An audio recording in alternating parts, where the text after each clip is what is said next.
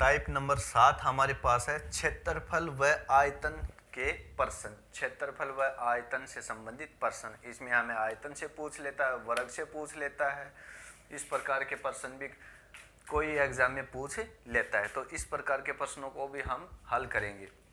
अब हमें इस टाइप के प्रश्न में पहला प्रश्न दे रखा है, एक आयत की लंबाई में 20% की वृद्धि तथा चौड़ाई में 30% की वृद्धि की जाती है, तो आयत के क्षेत्रफल में क्या प्रभाव पड़ेगा। इसमें हमें कह रहा है कि एक आयत का क्षेत्रफल पहले जो था उसमें चौड़ाई में तो 30% की वृद्धि की जाती है और लंबाई में 20% की वृद्धि की जाती है, तो उसके क्षेत्रफल पर क्या प्रभाव पड़ेगा। जो क्षेत्रफल पहले था और वर्तमान है उसमें कितना अंतर होगा, कितने प्रतिशत का बदलाव होगा। अब इस प्रकार के प्रश्नों को हम करेंगे। हमें मालूम है आयत का क्षेत्रफल क्या होता है। आयत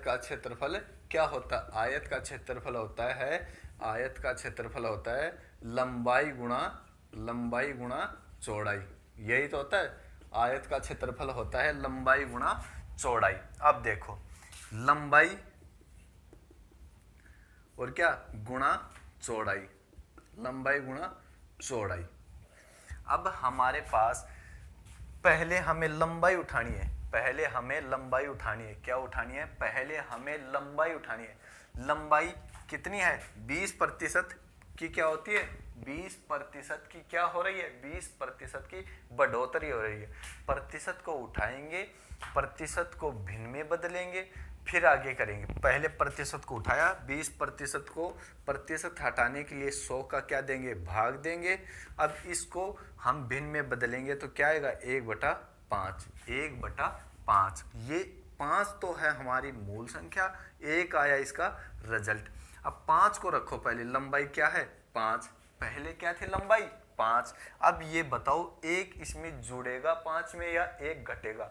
1 5 में जुड़ेगा, क्योंकि वृद्धि हो रही है तो जुड़ेगा। पहले लंबाई 5 थी, अब लंबाई हो गई 6। हमें यही तो कह रहा है, लंबाई में 20% की वृद्धि होती है। पहले लंबाई क्या थी? 5, अब लंबाई क्या हो गई? 6। ठीक है। अब हमें क्या उठाना है? अब हमें उठाना है चौड़ाई। चौड़ाई कितनी है? 30% की क्या हो रही है? वृद्धि। प्रतिशत हटाने के लिए नीचे क्या करेंगे? प्रतिशत हटाने के लिए नीचे 100 का भाग देंगे। अब इसको भिन्न में बदलेंगे तो 1 0 से 1 0। नीचे आया 10 और ऊपर आया हमारे पास 3। ये 10 है हमारे पास मूल संख्या और ऊपर वाला आया हमारे पास रिजल्ट।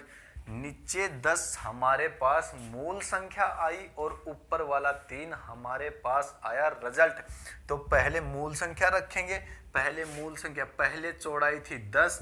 अब हमें ये बताओ, 3 घटेगा या जुड़ेगा? 3 जुड़ेगा, क्योंकि वृद्धि हो रही है। पहले चौड़ाई 10 थी, अब क्या हो गई? 13 हो गई। अब हमारे पास क्या हो गई? 13 हो गई। अब इतना कर लिया, हमारे प्रश्न का हल आ गया। अब देखो किस प्रकार से करेंगे। पहले लंबाई हमारे पास 5 थी, अब लंबाई हमारे पास 6 हो गई। पहले चौड़ाई हमारे पास 10 थी, अब चौड़ाई हमारे पास 13 हो गई। अब हमें मालूम है पहले आयत का क्षेत्रफल क्या था? पहले आयत का क्षेत्रफल था लंबाई गुणा चौड़ाई। पहले आयत का क्षेत्रफल हमारे पास था कितना? इस लंबाई को इस चौड़ाई से गुणा करेंगे तो क्या आएगा? 50। ये पहले था, लेकिन आयत के लंबाई में और आयत की चौड़ाई में बढ़ोतरी होने के कारण क्षेत्रफल क्या हो गया? लंबाई कितनी? 5 से कितनी हो गई? 6। चौड़ाई क्या? 10 से 13 हो गई। अब नया क्षेत्रफल क्या आया? लंबाई को चौड़ाई से गुणा करेंगे तो क्या आएगा? 13 को 6 से गुणा करेंगे तो कितना आएगा? 6 की 78। कितना आया हमारे पास? 78। अब हमें बताओ, पहले क्षेत्रफल कितना था? पहले क्षेत्रफल 50 था, अब क्षेत्रफल कितना हो गया? अब क्षेत्रफल हमारे पास 78 हो गया। तो कितना बढ़ा? हमारे पास क्षेत्रफल बढ़ा 28। अब 28 28 को किस में बदलेंगे, 28 को प्रतिशत में बदलना है। पहले हमारे पास 50 था, अब हमारे पास 28, कितने की बढ़ोतरी हुई, हमारे पास 28 की बढ़ोतरी हुई। 28 की बढ़ोतरी किस पर हुई, पहले वाले क्षेत्रफल पर तो हुई। पहले क्षेत्रफल था 50, 50 पे कितने की बढ़ोतरी हुई, 28, तो ये कितना प्रतिशत बढ़ा, किससे गुणा करेंगे, 100 से गुणा करेंगे। प्रतिशत लगाने के लिए 100 से गुणा करेंगे, प्रतिशत हटाने के लिए 100 का भाग देंगे। अब हमें प्रतिशत लगाना है तो 50 को 100 में कितनी बार काटेगा, 2 बार।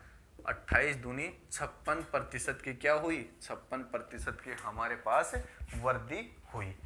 हमारे पास आयत में 56 प्रतिशत की वृद्धि हुई।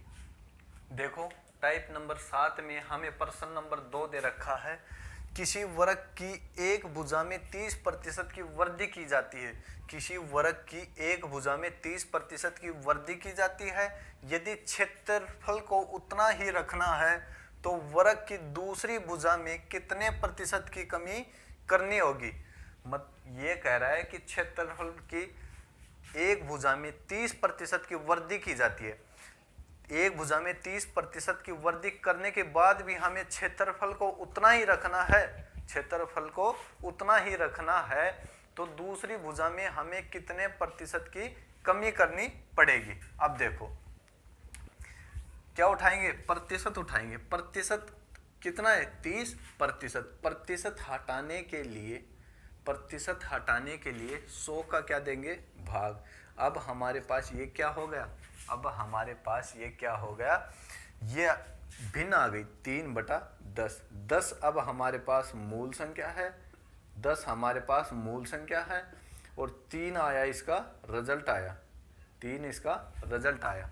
अब देखो वर्ग का क्षेत्रफल क्या होता है, भुजा गुणा भुजा।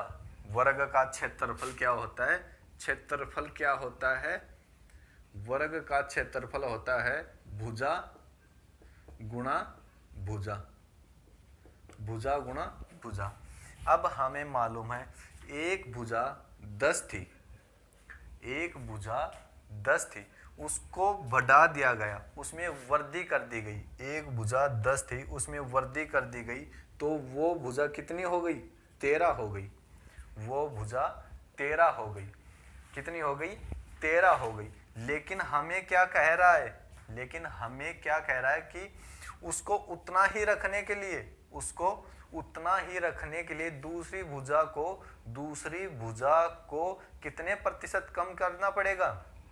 अब इस प्रकार के प्रश्नों में हमें क्या करना है, इस प्रकार के प्रश्नों में देखना है, ये तो हमें पहली भुजा मान लेनी है, ये तो हमें पहली, और ये हमें मान लेनी है दूसरी भुजा।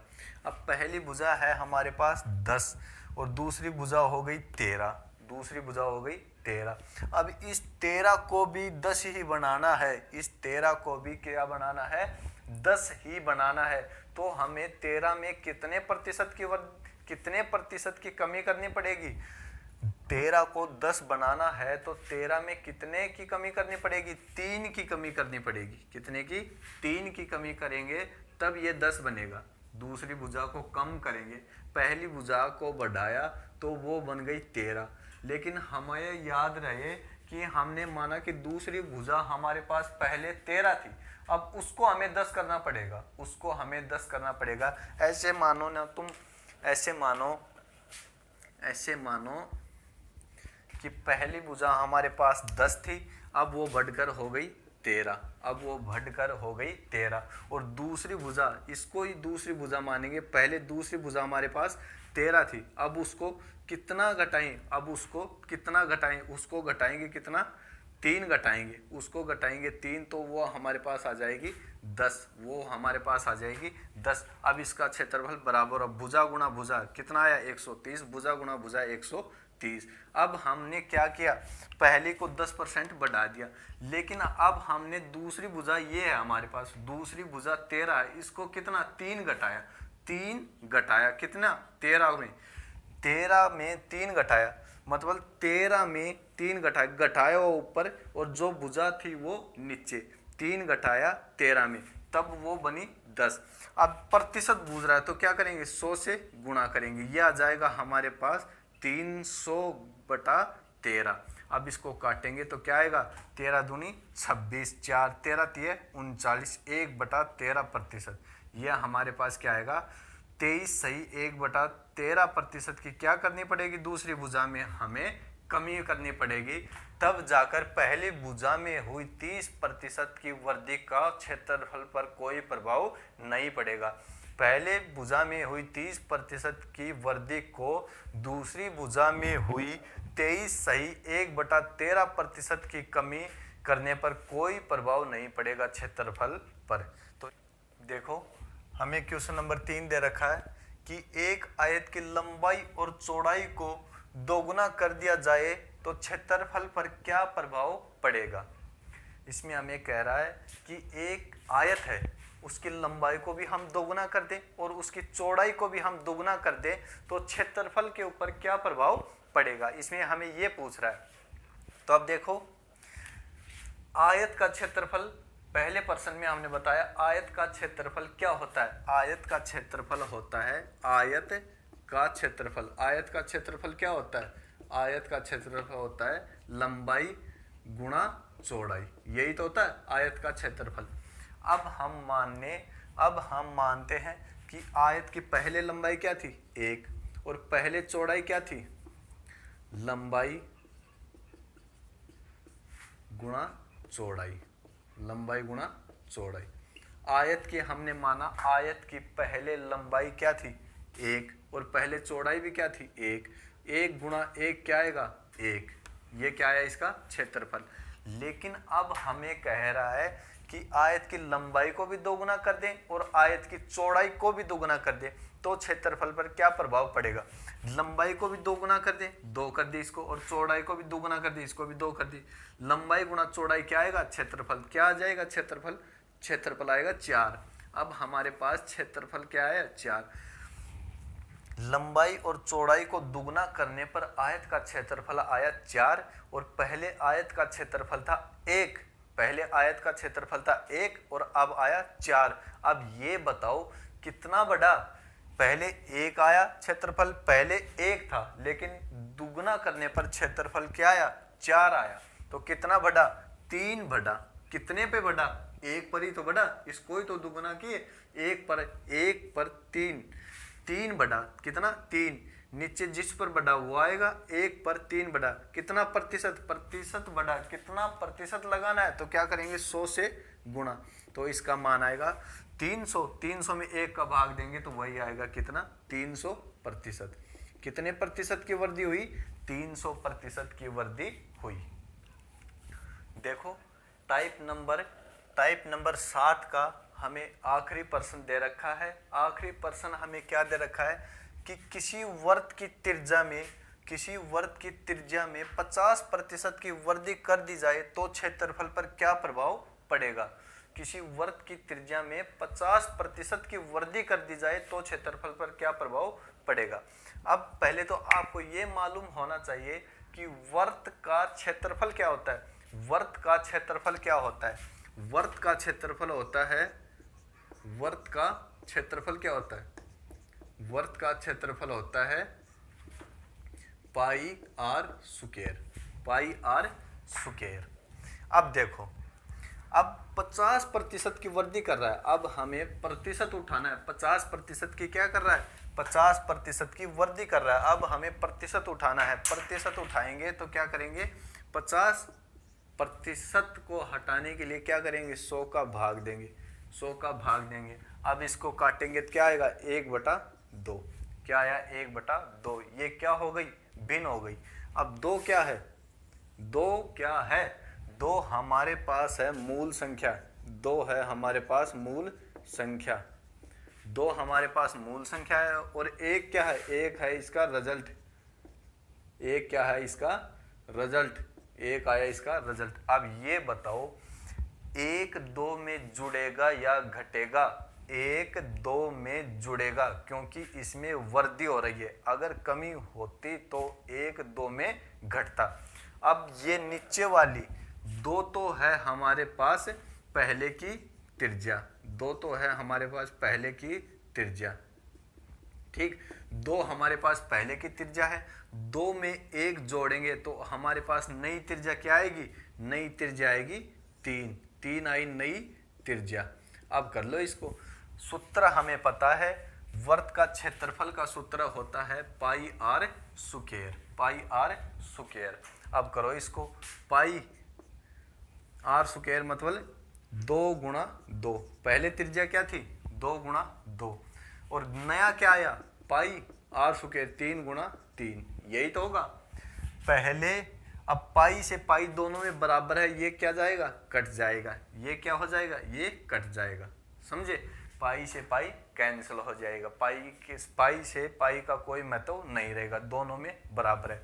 अब पहले क्या हुआ, पहले वृत्त का क्षेत्रफल आ रहा था 4, आर पहले 2 थी, क्यों 50% को हम भिन्न में बदलेंगे, 50/100 1/2 आएगा, तो यह आएगा पहले, और ये वृद्धि होने के बाद 1 जुड़ जाएगा, पहले 2 और वर्तमान हो जाएगी 3, वर्तमान हो जाएगी, वर्तमान कितनी हो जाएगी त्रिज्या 3, और पहले कितनी थी 2, तो पहले पाई का वो वर्त का क्षेत्रफल आ रहा था pi r square, pi r square 2 गुणा 2, और वर्तमान में कितना आ रहा है 3 गुणा 3, पहले क्षेत्रफल आ रहा था 4, अब क्षेत्रफल आ रहा है 9, 3 को 3 से गुणा करेंगे 9, 2 को 2 से करेंगे 4, पहले क्षेत्रफल था 4, अब क्षेत्रफल है 9। अब क्षेत्रफल में ये बताओ कितने की वृद्धि हुई, क्षेत्रफल में कितने की वृद्धि हुई, हमें मालूम है क्षेत्रफल में 5 की वृद्धि हुई, 5 की वृद्धि हुई, 5 की वृद्धि किस पर हुई, 5 की वृद्धि किस पर हुई,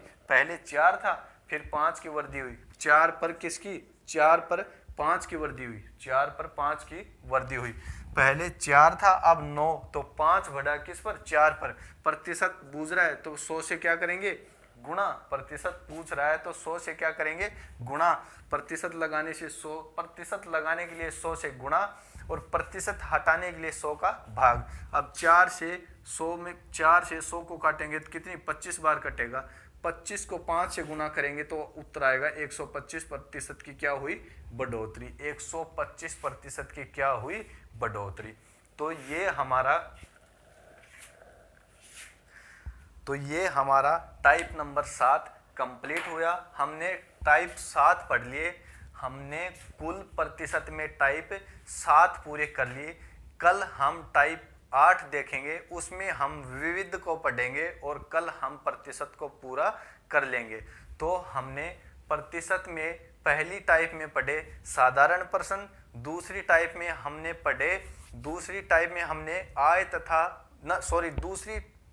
हमने कमी तथा वृद्धि के प्रश्न पढ़े, तीसरी टाइप में हमने आय तथा व्यय के प्रश्न पढ़े, चौथी टाइप में हमने परीक्षा से संबंधित प्रश्न पढ़े, पांचवी टाइप में हम चुनाव से संबंधित, छठी टाइप हमने आज पढ़ी है और सातवीं टाइप भी आज ही पढ़ी है। ठीक है, तो हम टोटल 7 टाइप पढ़ चुके हैं। कल टाइप 8 विविध पढ़ेंगे और कल प्रतिशत पूरा हो जाएगा। तो कमेंट में जरूर बताना प्रतिशत आपको कैसा लगा, समझ में आया या नहीं आया, और आगे हमें क्या पढ़ना है उसका भी जरूर कमेंट करना। लाभ हानि पढ़ना शुरू करें या ब्याज पढ़ना शुरू करें तो कमेंट में जरूर बताना। धन्यवाद।